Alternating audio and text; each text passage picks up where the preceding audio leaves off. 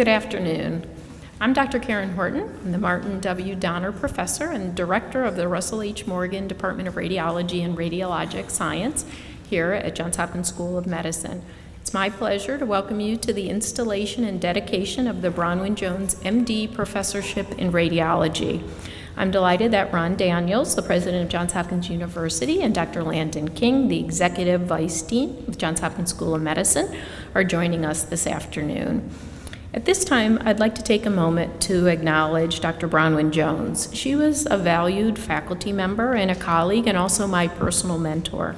Several years ago, Dr. Jones and I discussed establishing this professorship, and she and I looked forward to the day when we could celebrate it together and recognize her contributions to radiology and to the broader radiology community.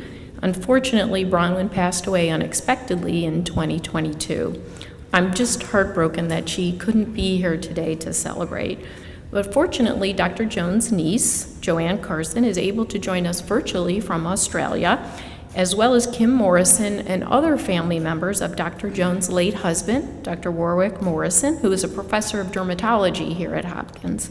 I'm grateful that they're able to join us today to celebrate this meaningful professorship that recognizes Bronwyn's lifelong commitment to the field of radiology.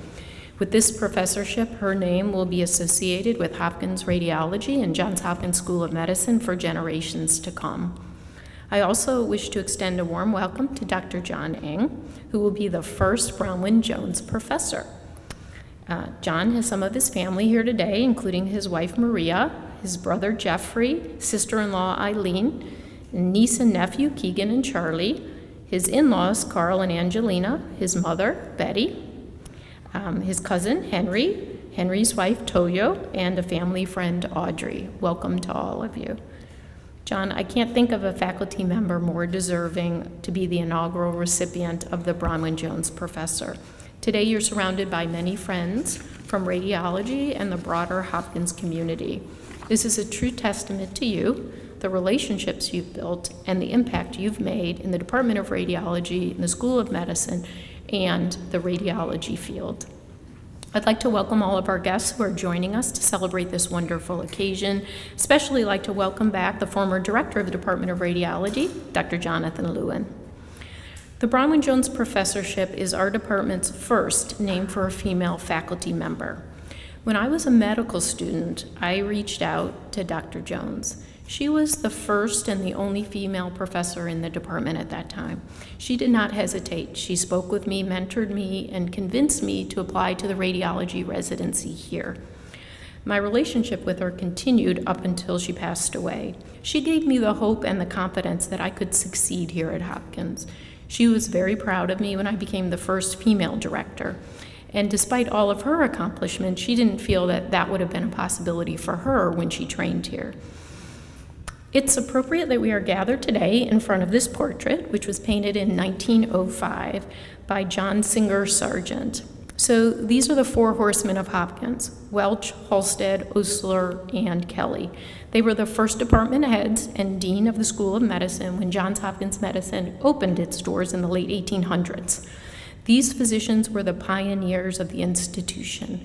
They laid the foundation so Johns Hopkins Medicine could be the creative and innovative environment for medical discovery. Dr. Jones and John, throughout their careers, have also embodied this spirit.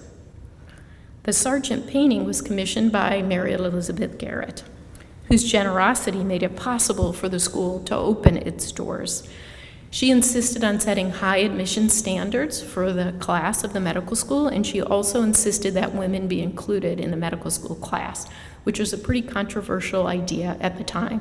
So Dr. Jones and I both have Mary Elizabeth Garrett to thank. Today is a very exciting day in the Department of Radiology because the importance of endowed professorships cannot be understated. It really provides the resources to retain, or in some cases recruit, faculty so we can continue our excellence. Dr. John Eng, the first holder of the Bronwyn Professorship, is a perfect example of that. Generations to come will benefit from this endowment. Because the endowment is held and administered by the university trustees, professorships need to be formally presented to the university. I'd like to invite Dr. Landon King, Executive Vice Dean of Johns Hopkins School of Medicine, to the podium.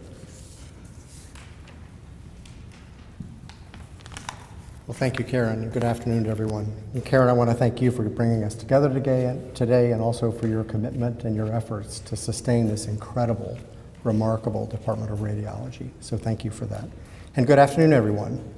And good morning to our friends who are joining us from virtually from Australia.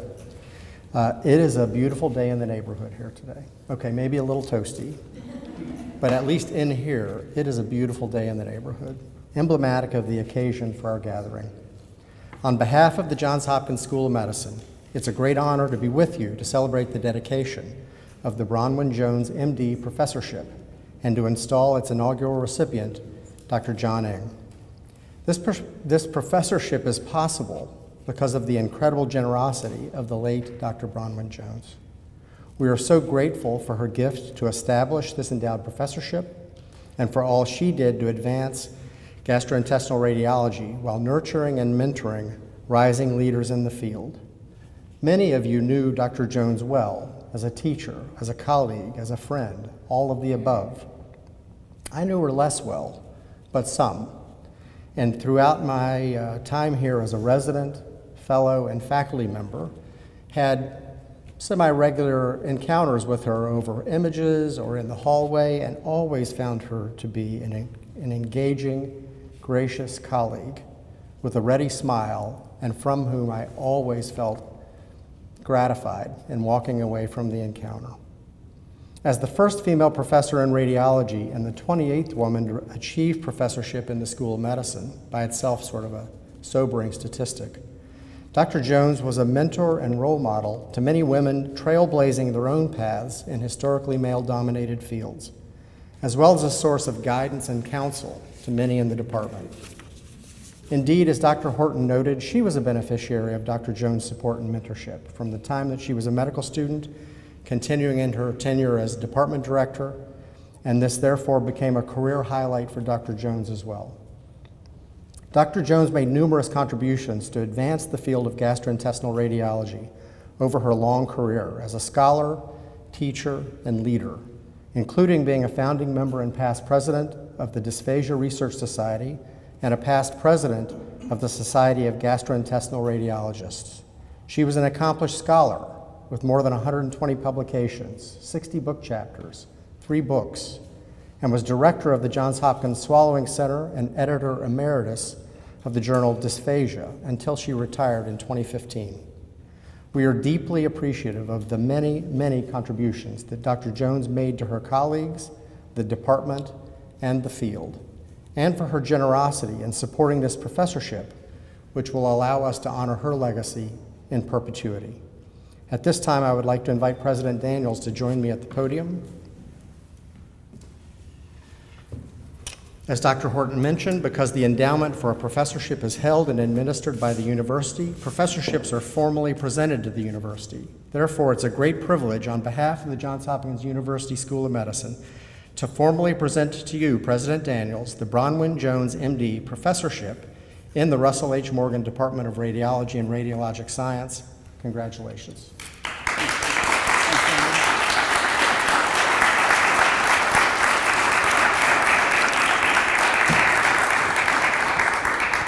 Well, thank you so much, Landon, and it's great to be at the most accessible school of medicine in the world today. And we're here for this great event and to see folks here and to know that we're beaming into Australia. And so without any further ado, it is my great privilege to celebrate the installation of the professorship and accept the professorship. Now, while we did not have the opportunity, sadly, to recognize this occasion during Bronwyn's lifetime, we're thrilled to name our radiology department's first professorship for a woman faculty member in her honor. I echo Karen's delight in recognizing this occasion with friends and colleagues, including today's honoree, Dr. John Eng, and members of his family.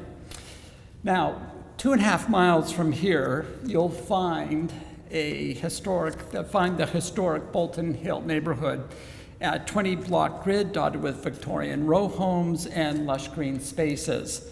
Among them, a bright 3-story townhouse adjoining the magisterial Brown Memorial Presbyterian Church. For more than 35 years, Bronwyn Jones cheerily greeted visitors walking up the house's front steps. She welcomed them to a home suffused with vibrant hues, from rooms framed by the Tiffany stained glass windows next door, to bookshelves brimming with spines spanning the color spectrum, to the lush back garden tended by her husband, Warwick.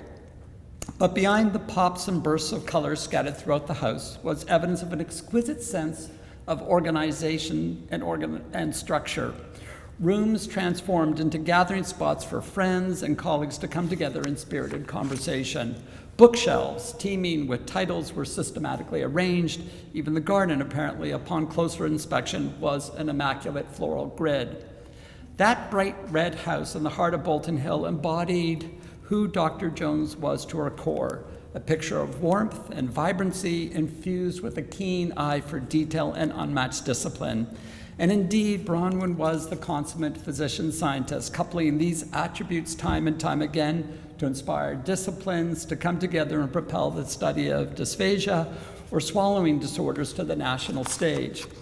When Bronwyn first arrived at Johns Hopkins in 1981, dedicated study of swallowing disorders was in its infancy. A research agenda had just begun to emerge. Patients were referred from one specialist to another without any coordination of care across disparate disciplines. But no person was likely better suited to wrangle the different experts and develop a coordinated approach to the diagnosis and treatment of dysphagia at Hopkins than Bronwyn, who had blazed trails since graduating as one of the first 3 women from the first University of New South Wales Medical School class.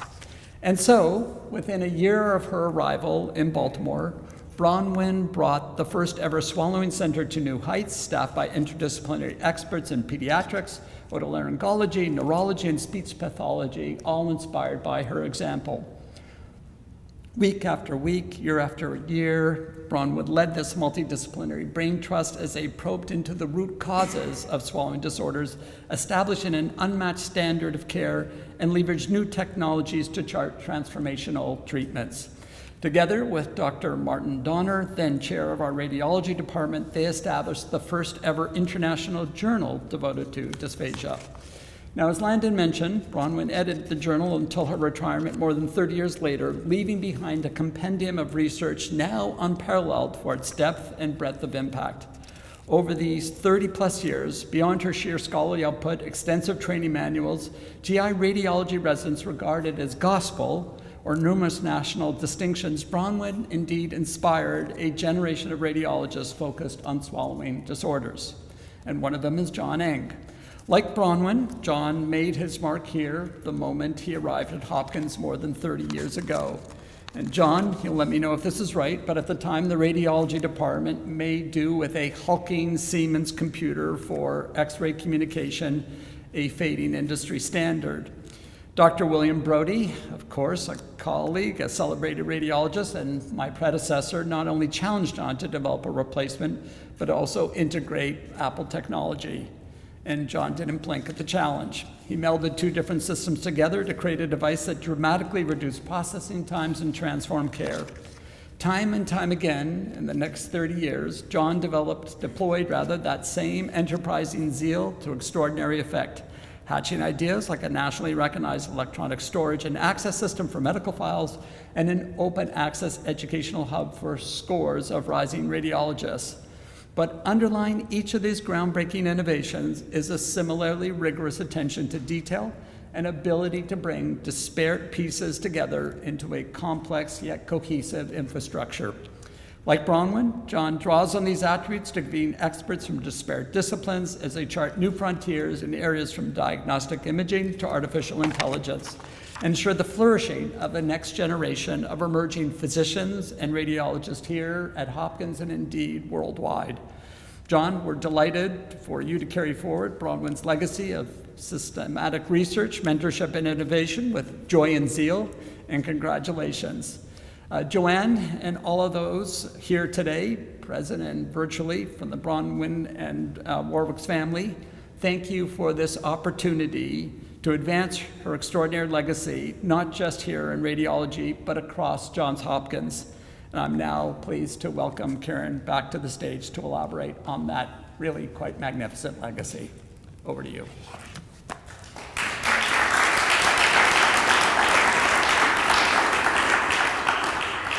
Next, we'll move on to the tribute to Dr. Jones, and that will be given by Dr. Jonathan Lewin. John Lewin is a professor of radiology and imaging sciences, professor of biomedical engineering and neurosurgery in the Emory School of Medicine, as well as professor of health policy and management in the Rawlings School of Public Health. Until September 2022, he also served as the executive vice president for health affairs of Emory, as well as CEO and chairman of the board of Emory Healthcare. Prior to his Emory appointment, Dr. Lewin served in my role as director of the Department of Radiology with secondary appointments in oncology, neurosurgery, and biomedical engineering. And during his time here at Hopkins, he was also the senior vice president for integrated healthcare delivery for Johns Hopkins Medicine. Dr. Lewin is a pioneer interventional and intraoperative MRI imaging, and he has published over 200 manuscripts and over 70 book chapters. During his time as the director of radiology, John worked closely with Bronwyn Jones, so it's my great pleasure to welcome John to the podium to say a few words about Bronwyn as we remember her here today. John?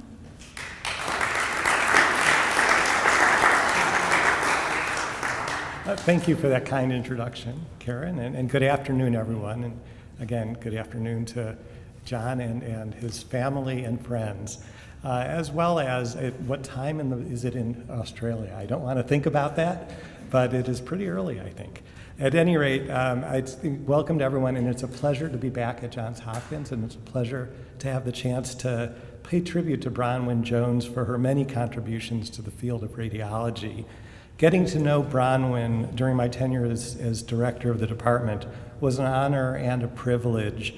As you already heard, Bronwyn was truly a trailblazer, whether it was being the first woman to be a full professor in the Department of Radiology or only the 28th across all of Johns Hopkins Medicine. She was a trailblazer, and during our time together, she did serve as a role model certainly for women in the department and aspiring women radiologists and academics, but also for the men in the department, because she was such an expert, such a rigorous scientist in how she looked at her work, that I think she inspired everyone with whom she worked. Her high expectations for scientific rigor, for clinical expertise, were evident not only in everything she did in her own career, but also in her comments at our departmental promotions committee, where she always had a very high bar to keep the department at the top of the field. And I think all of us appreciated that as well. Bronwyn was clearly an exemplar of the strength of interdisciplinary collaboration, not just through what she said, but through her actions. You've already heard a little bit about her time here at Johns Hopkins, where she quickly formed close relationships and really helped bring together the Swallowing Center colleagues across multiple departments, as President Daniels said, as well as, in particular, with the very close working relationship with the speech-language pathologists in rehab medicine and otolaryngology, who participated with Bronwyn very closely in the thousands of fluoroscopic examinations of patients with swallowing difficulties. As she went ahead and published her seminal work on swallowing, she also brought in the expertise of Diane Robertson as medical illustrator and Henry Hessels as our radiology photographer. And everything that she wrote about in her books, she did in terms of giving meticulous care to the radiology examinations. And the radiographers who worked with her, who ran the fluoro, et cetera, had to be extremely precise to work with her. She wrote out a long, detailed manual that the residents used, again, as we heard, kind of as the Bible of fluoroscopy. And she was an outstanding teacher, spending a lot of time with the residents in extensive one-to-one teaching review processes, giving the residents progressive responsibilities as they progressed in their skills as well. You also already heard a little bit about her national impact in terms of over 120 peer-reviewed articles, book chapters, editing 4 books, hundreds of scientific presentations across the world, as well as her work with in founding and leading the Dysphagia Research Society, as well as its journal. But she also received many other national accolades. She was awarded the 2007 Society of GI Radiology Cannon Medal. In 2010, the American Board of Radiology gave her the Distinguished Service Award. In 2015, the American Board of Radiology gave her a Lifetime Service Award. And in 2016, she received the Gold Medal from the Dysphagia Research Society. While working with Bronwyn, I was always grateful for her enormous transdisciplinary contributions to our field, as well as her tremendous mentorship and support of so many trainees and colleagues. The Jones Professorship is an incredibly wonderful way to recognize Bronwyn's lifelong commitment to our field and to honor her legacy here at Johns Hopkins. To paraphrase one of my favorite philosophers, Mark Twain, he once said, "There are basically 2 types of people who accomplish great things and people who claim to accomplish great things. The first group is much less crowded." Well, I'm glad to say that both Bronwyn and John firmly belong in that first group of truly impactful people. So again, congratulations, John, on this well-deserved honor. I'm confident that Bronwyn would have been proud and honored to see you in this recognition in her name. So thank you all. Congratulations again to the family, and thank you to everyone who's here. Back to Karen.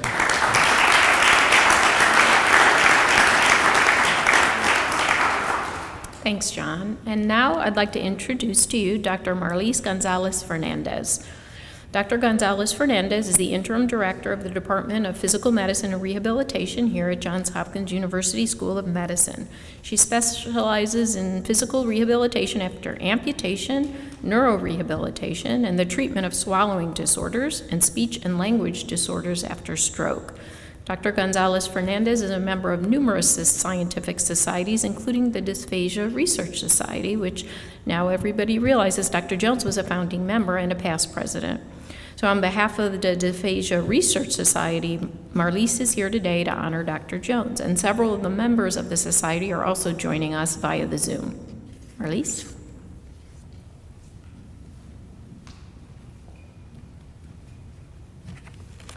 Thank you, Karen, and thank you for all those from DRS who are here today and who are joining us remotely. And thank you to Bronwyn's family to joining us remotely today.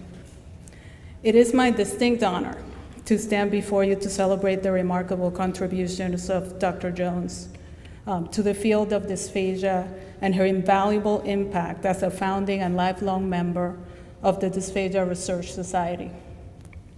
Dr. Jones was a visionary leader and, as has been said multiple times today, a true trailblazer, a researcher, a mentor, a teacher, and a wonderful colleague. Swallowing disorders can be debilitating and life-altering. Dr. Jones' 1985 paper entitled Dynamic Imaging of the Pharynx was groundbreaking for the evaluation of patients with pharyngeal dysphagia. In the opening sentence of this paper, Dr. Jones and her colleagues stated, quote, the pharynx has long been a radiologic no man's land, disowned by gastrointestinal and ear, nose, and throat radiologists alike. Her work was crucial in changing that by proposing comprehensive evaluation protocols that became foundational to the evaluations that we perform today. Beyond her research contributions, Dr. Jones has been a driving force within the Dysphagia Research Society, an organization that she loved, championed, and led with dedication and grace. She was the first woman to serve in the board of directors. She was DRS' second president from 1993 to 1994, and a long-standing contributing member, including serving as one of the society's archivists, and for many years as editor-in-chief of our flagship journal, Dysphagia. She also, as mentioned before, received the DRS Gold Medal in 2016. But most important is that Dr. Jones fostered collaborations among multidisciplinary professionals, whether they were clinicians or researchers, physicians, speech-language pathologists, or anyone else that called themselves a deglutologist. She made foundational contributions to the development of that vibrant community that's committed to advancing dysphagia science. Her efforts were critical for the growth of DRS, where the ideas that have to do with swallowing are exchanged, where partnerships are forged, and all in the pursuit of improving dysphagia care worldwide. Dr. Jones was a mentor and advocate, inspiring countless young researchers to pursue excellence and compassion in their work. Her mentorship nurtured a new generation of leaders who are poised to carry forward her legacy. I met Dr. Jones early in my career at Hopkins, but most meaningful was one time when I arrived at the airport to return home after attending the DRS meeting. At the airport, I'm the headphones and book kind of person. But this time, when I arrived at the gate, Dr. Jones was also there with her own book. The opportunity to sit there and talk about dysphagia, research, the family she loved, and the career development that I needed to learn about for several hours actually, was extraordinary and it was inspirational. I don't think any other flight delay will ever compare. Her contributions have not only advanced scientific knowledge, but have also touched the lives of countless individuals and families facing swallowing disorders. As we reflect on her achievements today, let us reaffirm our commitment to continuing her mission to push boundaries, to seek solutions, and to always strive for excellence. On behalf of the Dysphagia Research Society, I want to state that we are extraordinarily grateful for her contributions, her mentorship, and support of so many trainees and colleagues. Her extraordinary service to our society, to our field, and to the thousands of patients with swallowing disorders will always be remembered. Thank you.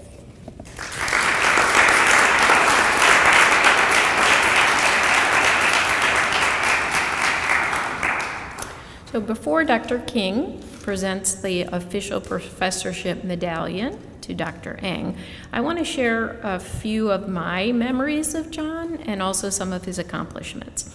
I first met John in the early 1990s. So I was a medical student here and he was a resident, and I was rotating through radiology. And then I got to know him better when I joined the radiology residency program in 1993, and John was 2 years ahead of me. So as a resident, John made this little pocket manual for the residents, and it described important things. Remember, this is before the internet, and so we had little books, and so it was a little book that would fit into your white coat. I don't remember the name of it because we all called it the John Eng book. And there would be a new edition every year, and it would have a different color code. He would make it at home, and he would cut it out by hand in this little book. And it had really crucial information for us, like how to manage a contrast reaction. But one of the most valuable parts of that book was it had all the fluoroscopy studies, because Dr. Jones, as everybody pointed, was very detailed. So when you were a resident, she had very high standards. You had to take the images in a certain projection, in a certain order, in a certain way. So when you're a resident in the ED at night, by yourself in the hospital, and you have to do an emergency fluoroscopy study, that book was a lifesaver. And again, if there was an Amazon back then, I'm pretty sure he could have sold it, because he used to just make one for the residents every year, but then the fellows wanted it and some of the attendings wanted it. So it was really a very popular book. John has never sought the spotlight or sought recognition. He was always quiet and unassuming. One of the smallest offices in the department at the back of Central, not too far from Dr. Jones' office. He was way ahead of his time. I don't think people realize the impact that John has had on our department and the School of Medicine and patient safety and quality. And so let me give you a couple of examples. President Daniels mentioned the computer with Siemens. Well, if you go back to to the beginning of radiology, when a radiologist would look at an x-ray. They would sit at the light box in a dark room and they would describe what they see, and there was a typist who would sit right next to them and type their report. So as the department got bigger, it wasn't really practical to have a typist near every radiologist.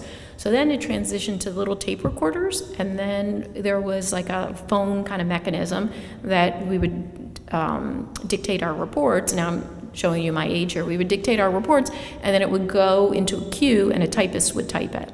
And then you would look at your reports. First it was on paper, and then it was on a computer, and you would have to edit it, and then you would finalize it. So you can imagine in a busy department, it would take a long time for the final report to get into the chart. So 1970s, Dr. Wheeler was here. He was a faculty member in our department who has retired, and he worked with Siemens on a computer, this concept of a computer reporting system. And so that was with Morgan. So that was Russell Morgan, the first chair, and Donner, the second chair.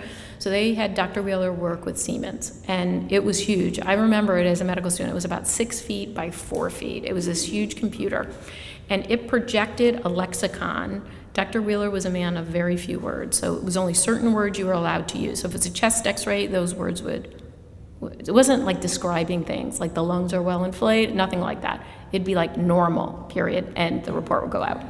Or normal, except for healed left rib 2 fracture, period, the report would go out. But the report would go out immediately. So you can imagine the impact that made on patient care and quality, because it was immediately available. So after a while, Siemens said they weren't going to support it anymore. And just like everything, we kind of hacked it together and kept it going for a while. And then Dr. Brody came. So this would have been the early 90s. And so he reached out to John to see if John could then transition it to the Apple computer and Macintosh, which was the Scribe. And so, again, we kept that going. And that was about a third of all our exams would be on that computer system. And then there was something else, something called 3 rads. So when I was training, after hours, there wasn't an automated computer order entry system. Remember, this was way before Epic. So what would happen is somebody wanted a CT, they would page the resident. That was us. We were called the censor. They would page and need a CT. Then you would have to call the CT tech. And then you would do the CT, and you would write your preliminary note on a piece of paper and stick it with the CT, because these were films. And then you would call the person back and give them the prelim report. But it was very hard to keep track of this. So John worked with another radiology resident, something called 3 rads. So it was an online, it was on the, by this time we had internet and we had computers, and so you could go in and you could type what you wanted, and then we could type our preliminary. So this is way before Epic. Again, it was a process thing because it helped us be more efficient, but it also impacted patient care and got the information where it needed to go after hours. And the third thing is something called Rad Assistant. So as a radiologist, you have a requisition that says something usually not very helpful. It will say cough, okay? It's chest CT says cough. It doesn't say any more information. So as a radiologist, to be effective, you have to know more about the patient. Like, oh, they didn't tell you the patient had breast cancer, right? And so back then, we had a very primitive electronic medical record. So again, way before Epic. So for us, it would really take us 10 minutes to dig around in there to get the information we would need, and many people didn't have that time. So what John did, he had a program that would pull out the relevant information and make it easily accessible to us. So it was right there. The old radiology reports, the pathology, the labs, the ED note. We were actually nervous when Hopkins went to Epic, a really state-of-the-art, because we wanted Epic to be like Radassist. So we had worked with them to try to reproduce the same efficiency that gave us all the information we needed. And those are just a couple of examples. In addition to his contributions to the department and the School of Medicine and the hospital, which they probably weren't even aware of, John has authored over 120 research publications. He's past president of the Association of Academic Radiology. He also received the gold medal from that society, which is the highest honor. And coincidentally, Dr. Russell Morgan also was the founder of the American Academy of Radiology and the recipient of the gold medal as well. Your office door was always open. He would always help any faculty, medical student, resident, especially with statistical analysis. So he's on papers literally from head to toe, papers that have to do with the brain and have to do with arthritis of the foot. And most recently, he's become interested in assessing the generalizability of artificial intelligence algorithms in radiology. John is also our Vice Chair of Faculty Academic Development. Dr. Jones was Director of Faculty Academic Development, so there's another connection. John, we're so proud of your accomplishments and your leadership in radiology, innovation, your mentoring, training of the next generation of radiologists. Before Dr. Jones passed away, she and I had a discussion about, in the future, who might be the first faculty member to have the Bronwyn Jones Professorship. You were the obvious choice, because you knew Dr. Jones and many contributions that you've made to our department. The John N. book factored into that, because that made her life easy, because we all did our fluoroscopy studies the exact way that she wanted. Also, your computer reporting and your commitment to faculty development. This professorship is a wonderful tribute to Bronwyn's legacy, and you're the perfect choice to be the inaugural recipient. Now, I'd like to invite Landon to the podium to give the official professorship medallion. Thanks again, Karen. Back in the day that Karen is describing, where we had dictaphones and 4x6 computers and those sorts of things, non-radiologists usually would also go to radiology to look at films with radiologists. That's such a novelty now, I'm sure.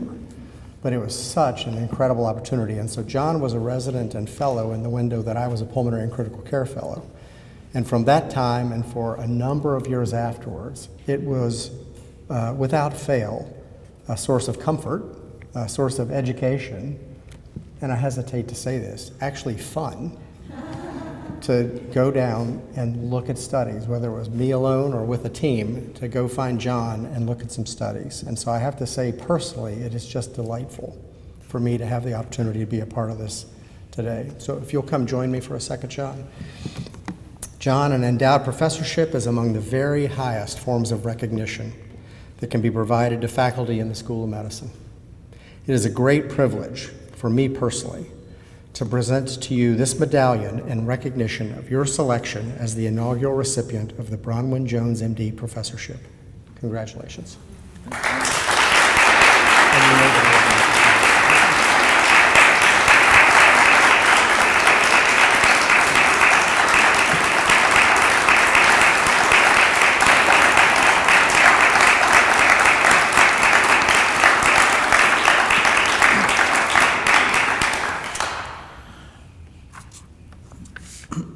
President Daniels, Executive Vice Dean King, Karen, colleagues, trainees, the people from all over the world online, my family and friends. It is truly an unimaginable honor to be named the first Bronwyn Jones Professor of Radiology. Now, I use the word unimaginable because even though I have been in this room for similar ceremonies, I never imagined I would be a recipient of one of these ceremonies. And Karen asked me last week if I was excited about the ceremony, and I have to say that maybe it hadn't really kicked in yet. And you know, how do you? I blame my poor imagination. How do you get excited about something that you have trouble imagining? But with these four legendary physicians, Drs. Welch, Halstead, Ulster, and Kelly, literally looking over my shoulder, and such a wonderful audience of leaders and colleagues, family and friends, I guess even now I can say it's pretty exciting. First, I want to thank Karen for her support as my chair and for in receiving this professorship. I realize that as our department's vice chair for faculty academic development, I get to do some of the funnest things that a chair might do, and she does all the other less fun things that I don't have to do. So what can I say at an event like this when I just told you that it seems unimaginable? Luckily, it doesn't take imagination to connect the dots backwards. So I feel an immense sense of appreciation for the many important teachers, mentors, sponsors, and supporters I've had in my career, some of whom are in this room. And like anyone who has stood here, the list is long. We don't have enough time for me to tell their stories and do them justice, so I'll simply say that I'm humbly and deeply appreciative of those who have helped me during my career, both in big and small ways. So I won't be going through a long thank you list, but I do want to call somebody out, and that would be my wife, Maria. Like me, Maria is a Hopkins lifer. She started out as a pharmacy resident at Hopkins around the time I was a resident, and when we met, she was working on her PhD at the School of Public Health, where she still teaches. Now, you'll have to ask her what it's like being married to a Hopkins lifer, but for me, it's been a game changer.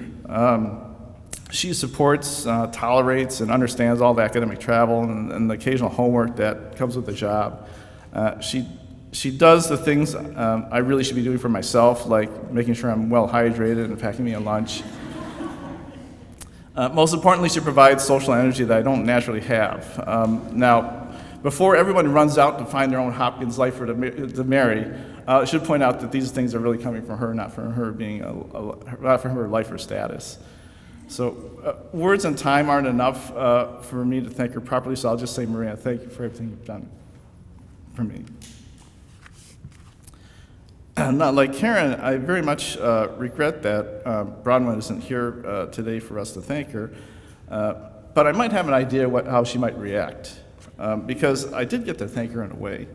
It was during my first couple of years as a junior faculty member, and we had a temporary staffing shortage at the GI floral service, so some fellows and non-GI attendings like me had to cover the service, and she would read us out at the end of the day.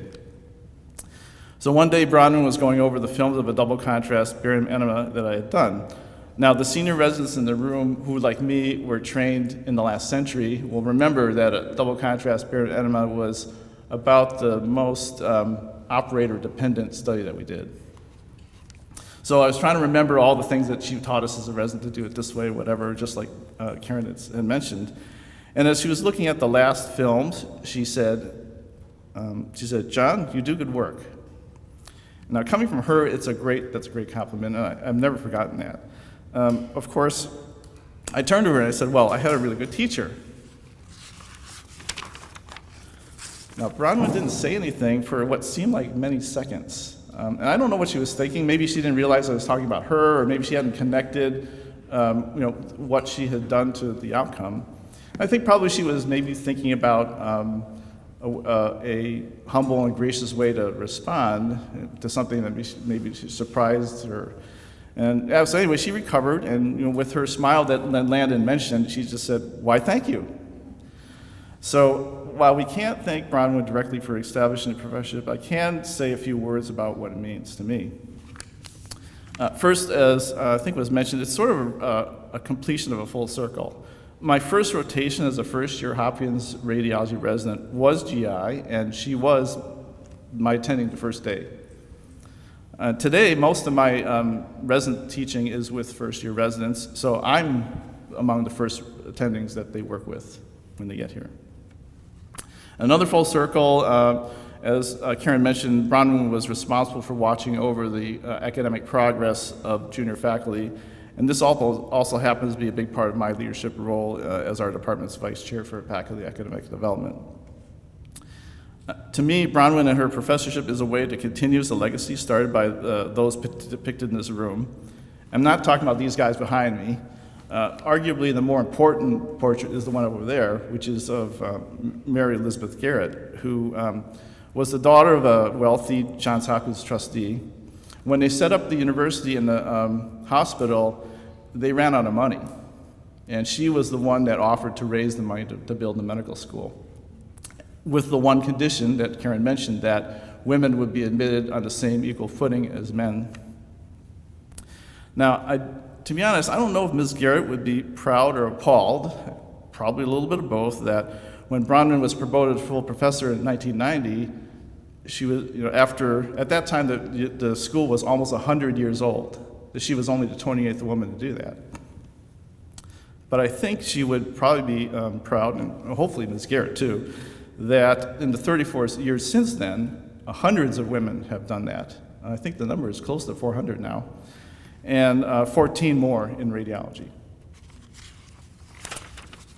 So it's been said today that the highest honor that a university can give to a faculty member is a professorship. But when you think about it, it's kind of a weird award. It's primarily not given for past achievements. It's given to support future work and future achievements. Professorships are often associated with the word legacy, but the weird part is that the legacy is not defined by the professorship. It's defined by the recipient. The recipient is trusted to define the legacy. So it's extremely humbling and daunting to think that I am responsible for starting the legacy of the Bronwyn Jones Professorship.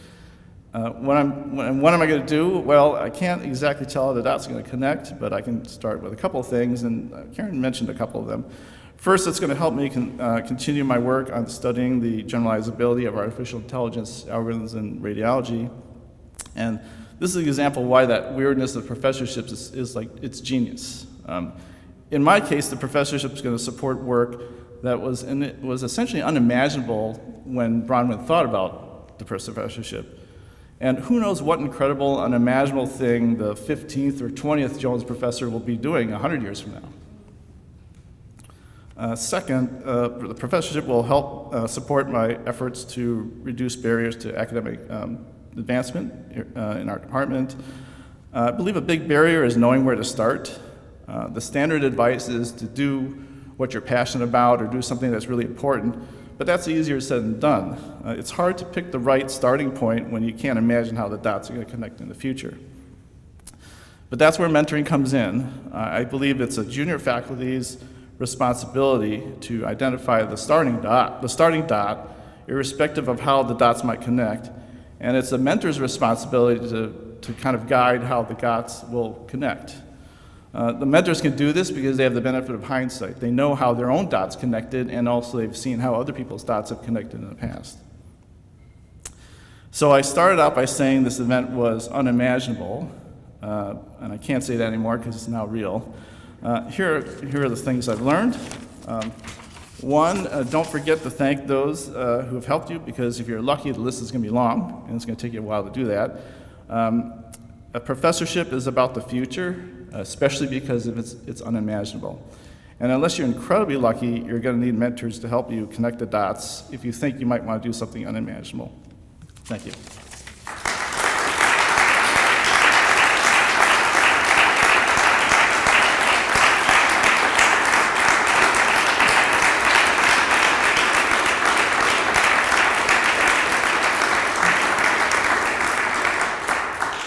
Thanks, John. And on behalf of the Department of Radiology here at Johns Hopkins School of Medicine, I want to thank all of you for being part of this special dedication and installation ceremony.